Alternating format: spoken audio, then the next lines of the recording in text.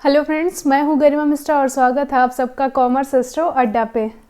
आज हम लोग डिस्कस करने वाले हैं मास्लो की नीड हायरार्की, जो कि मोस्ट इम्पॉर्टेंट थियरी है हमारा मोटिवेशन की। ये मोस्ट इम्पॉर्टेंट थियरी है जो दी गई थी अब्राहम मास्लो द्वारा, और इन्हें ही क्या कहा जाता है, the father of humanistic psychology and creator of मास्लोस hierarchy of needs. इन्होंने हायरार्की ऑफ नीड्स दिया था और इन्हें क्या कहा जाता है, ह्यूमनिस्टिक जो साइकोलॉजी का, इन्हें क्या कहा जाता है, फादर कहा जाता है। तो आज का जो कोट्स ऑफ द डे कह सकते हैं, ये अब्राहम मास्लो द्वारा ही दी गई थी, जो कि बहुत अच्छी एक कोट्स है।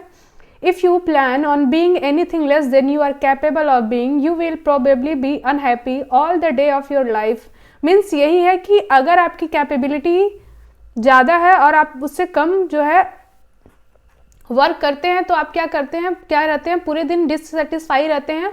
और जब अगर आपकी जो डिससेटिस्फैक्शन ही आपको किसकी तरफ लीड करती है, वो अनहैप्पीनेस की तरफ आपको लीड करती है। तो मतलब यही क्या है कि आप अपनी कैपेबिलिटी से अगर ज़्यादा हम काम करते हो तो उस दिन हमें क्या होती है, ज़्यादा सेटिस्फैक्शन होती है और हम क्या करते हैं, हैप्पी फील करते हैं। तो अल्टीमेट यही है कि आपकी जितनी कैपेबिलिटी है उससे ज़्यादा काम करने की कोशिश करनी चाहिए। तो इससे क्या होता है कि हमें जो मोटिवेशन वाली फील आती रहती है और ये हमें क्या होती है, हैप्पीनेस की तरफ लीड करती है। तो ये रही हमारी आज की थियरी है, मास्लोज हायरार्की ऑफ नीड्स है, ये अब्राहम मास्लो ने दिया था। The hierarchy of needs is an idea in psychology proposed by American psychologist Abraham Maslow in 1943 paper a theory of human motivation in the journal psychological review. Psychological review इनकी journal थी और इन्होंने उसमें क्या दिया था, इन्होंने अपना पेपर पब्लिश किया था, a theory of human motivation. Maslow's hierarchy of needs is a theory of motivation which state that 5 category of human needs। इन्होंने जो human needs को 5 कैटेगरी में डिवाइड किया था। एंड इंडिविजुअल्स बिहेवियर, और इन्होंने क्या किया था, इंडिविजुअल बिहेवियर को, दोज नीड्स आर फिजियोलॉजिकल, पहला इसमें फिजियोलॉजिकल नीड्स है, सेकेंड आपका सेफ्टी, थर्ड वन इज आपका love and belonging, fourth one is esteem need, and fifth is आपका क्या है, सेल्फ एक्चुअलाइजेशन नीड, जो कि अल्टीमेट आपकी फुलफिलमेंट है। हम लोग देखेंगे अब यहाँ पे इन्होंने बेसिकली एक हायरार्की दिया था। इस हायरार्की में हम देखेंगे शुरू यहाँ से होती है, बेस आपका यहाँ से है।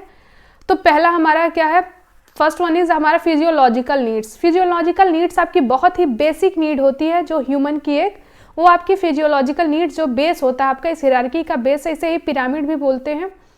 तो फिजियोलॉजिकल नीड्स में क्या है, पहला हमारा फूड है, वाटर है एंड स्लीप है। ये आपका मोस्ट इंपॉर्टेंट होता है, क्या होती है, ह्यूमन सर्वाइवल के लिए इंपॉर्टेंट होता है। अगर फूड और वाटर आपको ना मिले तो ह्यूमन की क्या होती है, इससे डेथ तक हो सकती है। And sleep is also most important part of the life.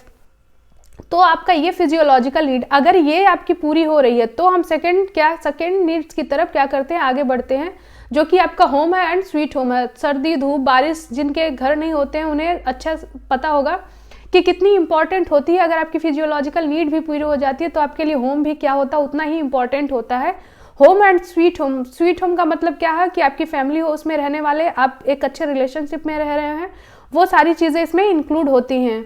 And third one is हमारा क्या है, love and belongingness. Love and belongingness मतलब क्या है, achieving deeper more meaningful relationship. अब इसमें क्या है कि आपने क्या किया, अगर ये दोनों नीड्स नहीं पूरी होती हैं, फिजियोलॉजिकल एंड सेफ्टी, तो आप इसके बारे में सोच भी नहीं सकते, क्योंकि क्या अल्टीमेट आपको लव एंड बिलोंगिंग तभी आपको महसूस होगा जब आप क्या होती है, ये दोनों आपकी नीड्स फुलफिल हो जाती है, एक आपको इनर सेटिस्फैक्शन मिलता है, तो आप किसी दूसरे से भी क्या करते हैं, रिलेशन मेंटेन रखते हैं। तो लव एंड बिलोंगिंगनेस तभी आती है आपको जब फिजियोलॉजिकल आपकी सेफ्टी नीड पूरी होती है। एंड थर्ड हम किस पे जाते हैं, तब लव एंड बिलोंगिंग पे जाते हैं। Achieving deeper more meaningful relationship, एक अच्छा रिश्ता बनाना, वो फैमिली से हो या फिर कोई आपका एक स्पेशल वन हो, किसी के साथ भी क्या हो, वो मीनिंगफुल रिलेशनशिप मेंटेन रखना। नहीं तो क्या होती है, एंग्जाइटी होती है, फिर डिप्रेशन आती है, लोगों में रिश्ते क्या होते हैं, उससे बहुत ज़्यादा चांसेस होते हैं कि ब्रेक हो जाते हैं। एंड फोर्थ वन इज हमारा है एस्टीम नीड। अगर ये तीनों नीड्स हमारी फुलफिल हो रही हैं तब हम एस्टीम नीड की तरफ क्या बढ़ते हैं, आगे बढ़ते हैं। एस्टीम नीड इसमें क्या होता है, you are acquired the skill that leads to honour and recognition. अगर ये तीनों नीड्स हमारी फुलफिल होती हैं तो हमें एक इनर सेटिस्फैक्शन मिलती है, हमारे रिलेशनशिप अच्छे हैं जिसके साथ भी है हम, हम क्या है, एक सेफ्टी नीड्स हमारी पूरी हो रही है, फिजियोलॉजिकल हमारे रोटी कपड़ा मकान वाला जो सिस्टम है वो फुलफिल हो रहा है, तो हम नई स्किल्स को सीखते हैं, नई चीज़ों को सीखते हैं, और किसके लिए काम करते हैं, ऑनर एंड रिकॉग्निशन के लिए खुद के ऊपर काम करते हैं। अगर ये नीड्स हमारी फुलफिल होती है तो हम जाते हैं सेल्फ एक्चुअलाइजेशन। हमारा 5th one is self actualisation. You are living to your highest potential. अब यहाँ पे हमारी सारी चीज़ें क्या है, एक बैलेंस्ड है, और हम क्या करते हैं, अपना जो एक सेल्फ एक्चुअलाइजेशन की मतलब क्या होता है, एक हायर पोटेंशियल की तरह क्या है, अपनी लाइफ हम अच्छे से एंजॉय कर रहे हैं, जी रहे हैं, और हमारी जितनी भी रिक्वायरमेंट है वो हमारी फुलफिल हो रही है। तो ये आपका होता है सेल्फ एक्चुअलाइजेशन, आपका हाईएस्ट जो है लेवल ऑफ क्या होता है, मास्लोज हायरार्की ऑफ नीड्स में इंक्लूडेड है। अब इसको हम लोग देखेंगे क्या है, इन डेप्थ समझने की कोशिश करेंगे वन बाय वन। पहला हमारा फिजियोलॉजिकल नीड्स है। फिजियोलॉजिकल नीड्स में क्या है, हमारा physiological needs are base of the hierarchy का हमारा सबसे पहला क्या है, ये फिजियोलॉजिकल नीड्स ही है। These needs are the biological, आपका क्या है, बायोलॉजी से रिलेटेड है। अगर ये चीज़ आपका वही है, आपका पानी हो गया, फूड हो गया एंड स्लीप हो गया, तो अगर ये चीज़ें फुलफिल नहीं होती तो इंसान की क्या होती है, डेथ तक हो सकती है। अगर किसी को पानी ना मिले और खाना ना मिले तो आप लोग समझ सकते हैं कि बहुत सारे केसेस ऐसे होते हैं कि लोगों की डेथ तक हो जाती है। तो ये आपकी पावर्टी की वजह से क्या होती है, हंगर एंड पावर्टी की वजह से कई लोगों की डेथ हो जाती है। तो ये आपकी बायोलॉजी क्या है, सबसे पहले क्या होता है, इसको फुलफिल करना होता है। ये ह्यूमन सर्वाइवल के लिए क्या होता है, मोस्ट इंपॉर्टेंट होता है। अब इसके बाद इसमें देखिए फिजियोलॉजिकल नीड्स में हमारा इंक्लूड क्या होता है, आपका air, heat, cloth, hygiene, water, मतलब सब कुछ जो आपकी मोस्ट इंपॉर्टेंट है, जिसके बिना आपका क्या है, काम चल ही नहीं सकता है। फॉर एग्जाम्पल अब इसमें देखेंगे air is a physiological needs. अब इसमें फिजियोलॉजिकल नीड्स है, human being required air more urgently than higher level needs. आप अगर आपको लव ना मिले, अगर आपको एस्टीम, आपका स्किल ना सीखे, वो सब अलग चीज़ें हैं। अगर आपके पास घर ना हो फिर भी चलेगा, लेकिन अगर आपको क्वालिटी एयर नहीं मिल रही है तो उसमें क्या होती है, ह्यूमन डेथ हो जाती है। और जब लाइफ ही नहीं रहेगी तो बाकी के नीड्स हम कैसे फुलफिल कर सकते हैं। तो सबसे इंपॉर्टेंट हमारी अर्जेंट नीड कौन सी है, फिजियोलॉजिकल नीड्स है। सो चलिए आगे बढ़ते हैं। सेकेंड है हमारा safety need. Second one is हमारा सेफ्टी नीड है। जब हमारी फिजियोलॉजिकल नीड्स पूरी होती है तो हम सेफ्टी नीड की तरफ क्या करते हैं, आगे बढ़ते हैं। सेफ्टी नीड्स में हमारा क्या इंक्लूड होता है कि आपका देखेंगे जॉब सिक्योरिटी होनी चाहिए। उसमें अगर आप कहीं भी जॉब अगर करते हैं तो उसमें क्या होनी चाहिए, आपको सिक्योरिटी प्रोवाइड होनी चाहिए। और इसमें क्या होता है कि आपका जो फिजियोलॉजिकल नीड्स पूरी होती है तो हम इधर क्या करते हैं, शिफ्ट हो जाते हैं। Once a person's physiological needs are satisfied, their safety needs take precedence and dominate behavior. In the absence of physical safety due to war, natural disaster, family, childhood abuse, जो भी हो, अब इसमें क्या होता है, these safety needs manifest themselves in a such a way, preference for job security चाहिए, grievances procedures for protecting the individual from unilateral authority से लोगों को बचाया जाए, saving accounts, insurance policy, disability accommodation etcetera वगैरह। मतलब इसमें क्या है आपकी कि स्पेशली आपको हेल्थ की ज़रूरत होती है, हेल्थ आपकी अच्छी हो, पर्सनल सिक्योरिटी हो, इमोशनल सिक्योरिटी हो, आपकी जो रिलेशनशिप अच्छे हों, आपके जो जॉब की हो सिक्योरिटी हो। बेसिक नीड्स के बाद जो भी नीड्स आती है वो आपकी क्या हो, फुलफिल होनी चाहिए। Consistently meeting the needs for safety is to have stability in one's life। अगर आपकी जॉब अच्छी हो, अगर आपकी हेल्थ अच्छी हो और अगर आपके रिलेशनशिप अच्छे हों तो आपकी क्या होती है, एक लाइफ में स्टेबिलिटी आती है। बेसिकली ये आपकी स्टेबिलिटी वाली क्या है, स्टेज है। अब इसमें चलिए आगे बढ़ते हैं, हम लोग देखेंगे थर्ड है हमारा love and belongingness. Love and belongingness में आपका क्या आता है कि इसमें क्या होती है कि आपके जिससे भी रिश्ता, आपकी फैमिली हो, फ्रेंडशिप हो, एंटीमेसी, ट्रस्ट, ये चीज़ें आपकी बनी रहे। After physiological and safety needs जब ये पूरी हो जाती है आपकी fulfilled, the third level of human needs is interpersonal involve feeling of belongingness. आप किसके साथ रिलेटेड हैं, किससे जुड़े हैं, किसके साथ आपके रिलेशनशिप है। According to Maslow's human possess and effective needs for a sense of belongingness and acceptance among social group.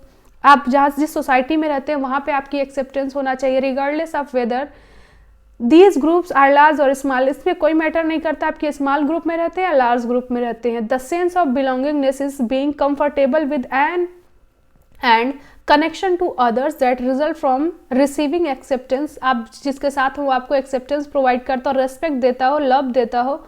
Some examples of social connection include family member. आपकी फैमिली में जो भी मेम्बर रहते हैं उनके साथ आपके रिलेशनशिप अच्छे हों, उनके साथ सारी इंटीमेसी पार्टनर जिसके साथ आपकी रिलेशनशिप हो उनसे आपकी क्या हो, अच्छे हो। मेंटर्स जिसके साथ आप काम कर रहे हैं, जो आपको मेंटरशिप प्रोवाइड करें, उनके साथ आपके कलीग्स एंड कॉन्फिडेंट।